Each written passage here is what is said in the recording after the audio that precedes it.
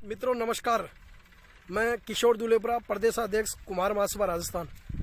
आप सभी साथियों से झुंझुनू जिले के बबाई पीड़ित परिवार के मामले को लेकर मैं कुछ चर्चा करना चाहता हूं, तो आप इस वीडियो पे आप बने रहिए और इस चर्चा का हिस्सा बने। कुछ आज विशेष बात करने वाला हूं, इस भाई को हम कैसे भारत में लाए, इस विषय पे मैं आपसे बात करने वाला हूं साथियों।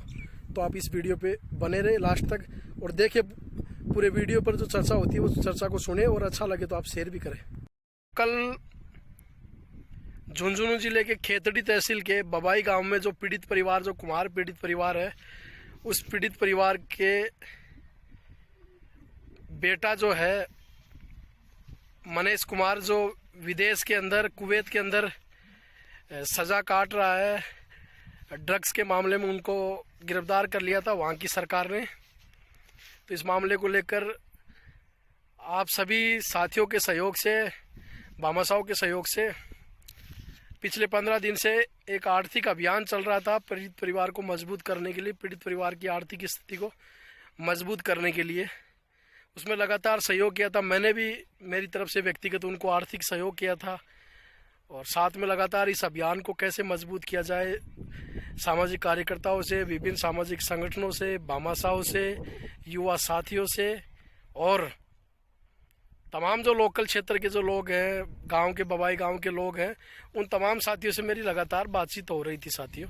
तो कल मैं भी, आप तमाम लोगों ने वीडियो देखा होगा, मैं भी गया था कल। पहले हमने लगभग 12:30 बजे हमने उपखंड अधिकारी खेतड़ी को प्रधानमंत्री और विदेश मंत्री और राज्य के मुख्यमंत्री माननीय अशोक गहलोत जी के नाम से हमने मांग पत्र सौंपा था, जिसमें हमने राज्य सरकार से तो हमारी ये मांग थी कि इस पीड़ित परिवार को आर्थिक सहायता हो और जो दूसरा बेटा जो बेड पे है, जो कोमे में है, उसका इलाज अच्छा से अच्छा इलाज कैसे हो, अच्छे से अच्छे अस्पताल में इलाज कैसे हो, इस बात को लेकर उनसे निवेदन किया था पत्र के माध्यम से। और विदेश मंत्री और प्रधानमंत्री से हमने मांग की थी कि विदेश मंत्रालय के माध्यम से आप कुवैत सरकार से बात करके इस भाई को कैसे भारत ला सके, इसके लिए आप कार्रवाई करें। तो इन तमाम बातों को लेकर हमने ज्ञापन दिया था।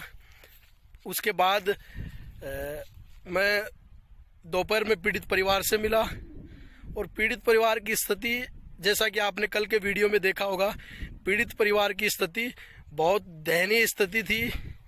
और मतलब घर पे देखे ना, उनकी स्थिति देख के एक भाई तो जो तुलसी राम जी, वो तो बेड पे एकदम मर्द बॉडी की तरह है, जिसको कुछ होश हवास नहीं है, एकदम कोमे में है।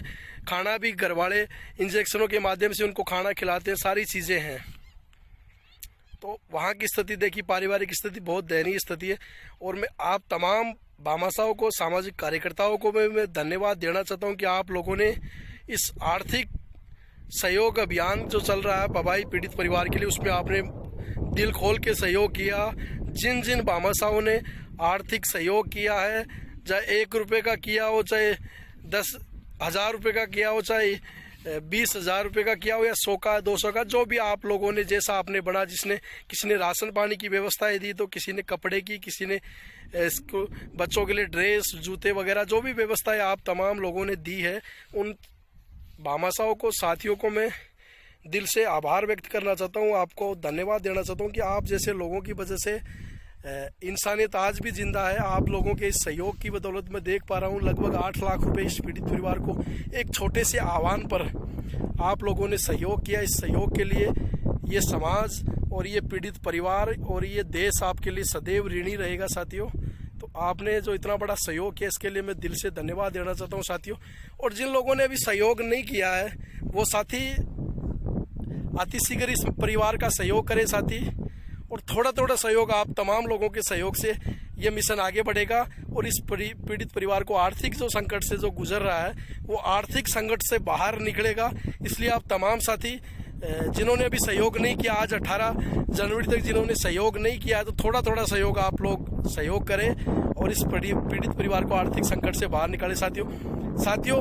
अब दूसरी जो बात है पीड़ित का बेटा जो है दूसरा विदेश में जो जेल में है, उस बेटे को हम कैसे भारत में लाए, इसके लिए लगातार हम प्रयास भी कर रहे हैं। तमाम जो पॉलिटिकली जो लीडर हैं, जनप्रतिनिधि हैं, एमएलए एमपी हैं, इनसे भी हम सवाल जारी रख रहे हैं और जल्द ही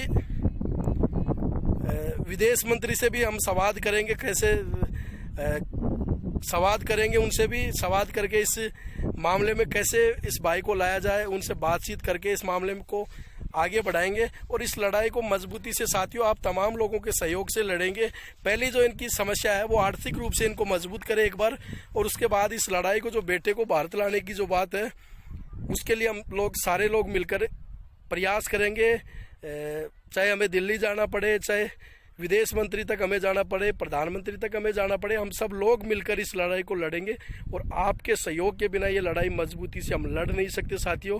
तो हर उस व्यक्ति का इसमें योगदान होना चाहिए जो वास्तव में इंसानियत के प्रति उनकी भावना है और इंसानियत के लिए वो जीता है।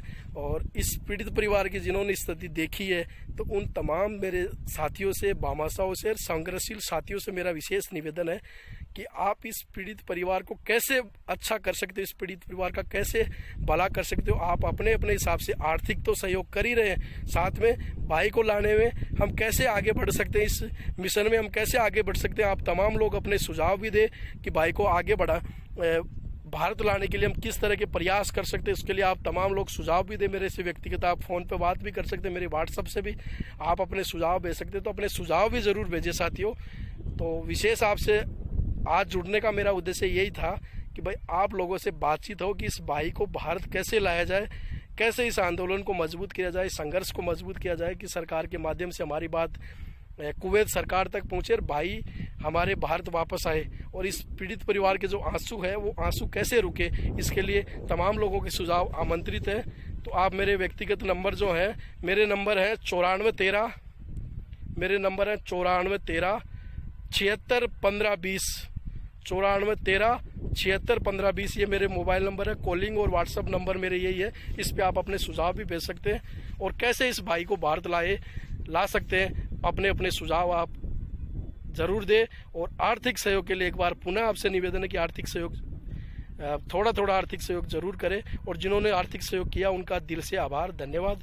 और आपका हृदय से मैं आभार व्यक्त करना चाहता हूं कि आपने इस पीड़ित के दर्द में हिस्सेदार बने हो और आपने खुलकर सहयोग किया, और आगे भी आप ऐसा ही सहयोग इस परिवार का बनाए रखें। धन्यवाद साथियों।